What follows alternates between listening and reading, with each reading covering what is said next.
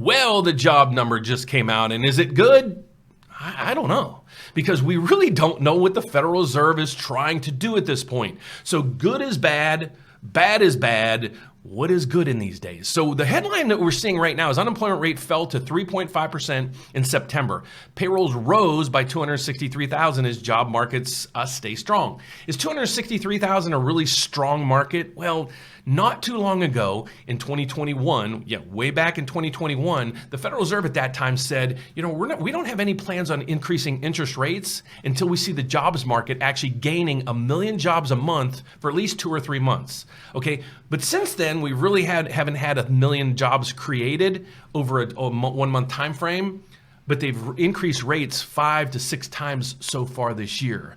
So what's going on? So that's what we're going to talk about today. So today we're going to really dissect what the Federal Reserve's trying to do and the biggest reason why they're trying to curtail inflation, which I get it.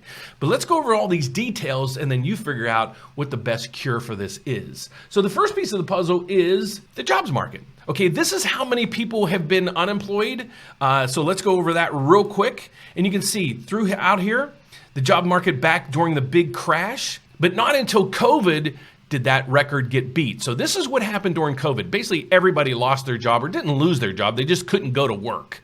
Okay, so that's what spiked that. Now we go all the way down to here. So does this number look like a complete robust employment number, or are we basically just back to where we were pre-pandemic? Okay, so that's one piece of the puzzle that we want to discuss.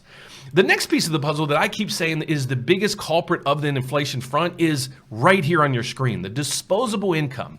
Here's where our disposable income, what disposable income is how much money you have left after you pay all your bills.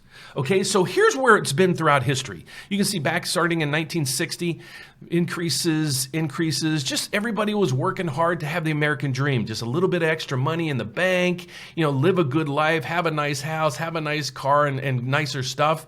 And then all of a sudden we go through here and then what's this blip? Okay, there's a huge anomaly in here. Like I always say, if you're watching Sesame Street, what in here just doesn't fit? It's right in here. We had our disposable income, the highest ever in history. Okay, well, when was that? When did it occur? During the pandemic. Well, how did that happen? Because we had all these people not working, but we had all this money in the system, okay? The government. It's not the Fed. The Fed controls interest rates and everything else. The government stimulated the economy way too much. Okay, yes, the Fed had a role in this by keeping rates down too low, too long, but that's one of the biggest culprits that we have there.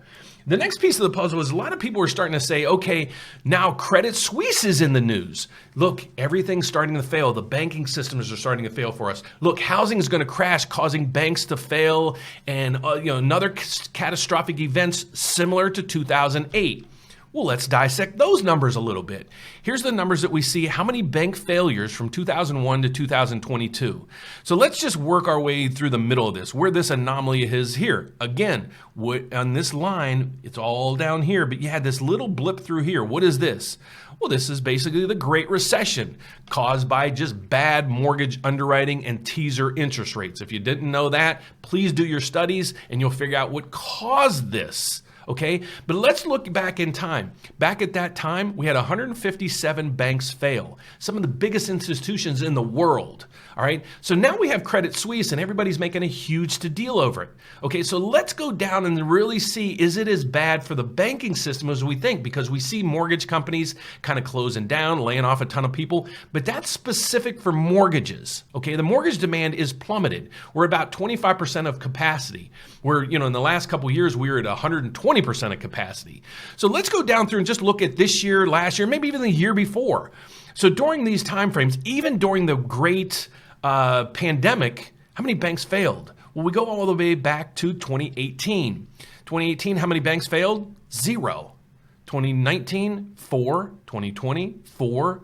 21, none. 22, none. Okay, so the balance sheets of banks right now are solid. Mortgage delinquencies are basically at their all-time low. So do we have a crash in banking? No, we don't have a crash in banking. We don't have a crash in a lot of other areas other than right now we see it in housing. So you're going to have mortgage companies laying off people because the demand's not there for mortgages. Okay, so that's that piece of the puzzle. So Next week, I'm going to come out with a couple different videos to give you options. There are still millions of people looking to buy houses.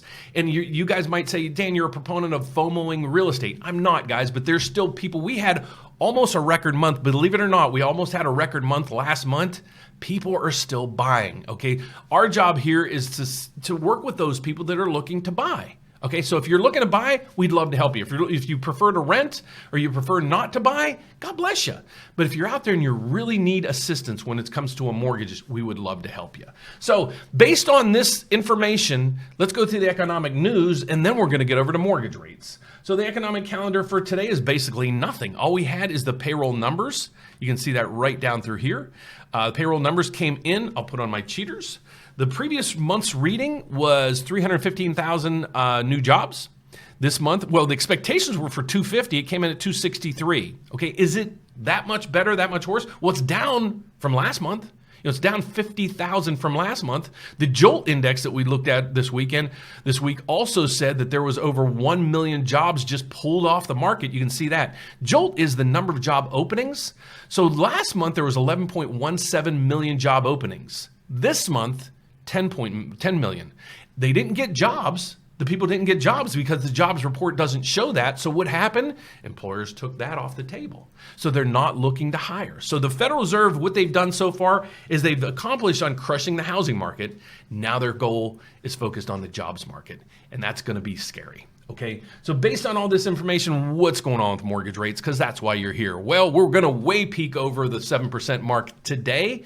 So here's what we're seeing right now. This is my crystal ball into where mortgage rates are and where they're going. What you're seeing on your screen right now is the mortgage-backed security bond. It's the bond that trades on Wall Street. The yield of this bond is the biggest component of your mortgage rate. Okay, so the number you're seeing on the screen isn't the rates or anything. It's the price of that bond, the mortgage-backed security bond. As the bond drops, the rates go up. That's all you have to know. If this number's negative, that means it's bad news because rates are going up. We love when this number is green or positive, but look at the chart down below. You really don't see that much.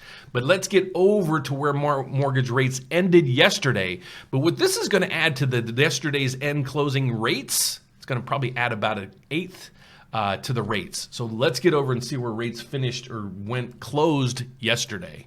Here they are. So we are officially over 7%. Last time this happened was in 2000. So over 22 years ago is when we saw these kind of rates. So these are the top 6 mortgage products out there that people use when they're buying their first house, maybe their first investment property, refinancing, whatever you're looking to do. These are the top 6 products. These are mortgage rates issued by Mortgage News Daily. These are not my rates. These are not any individual bank's rates. These are the national averages. If you'd like to find out more about me and my team, what kind of rates we could offer you, if you're looking to get pre-approved to buy a house, if you're looking to build a house or in the process of building a house and you're like, rates every day keep going up and I would love to lock in now before my house is even done, we would love to help you. If you're also looking for a reverse mortgage, we probably get 1 or 2 applications a day on reverse mortgages. People are finding me actually on podcast.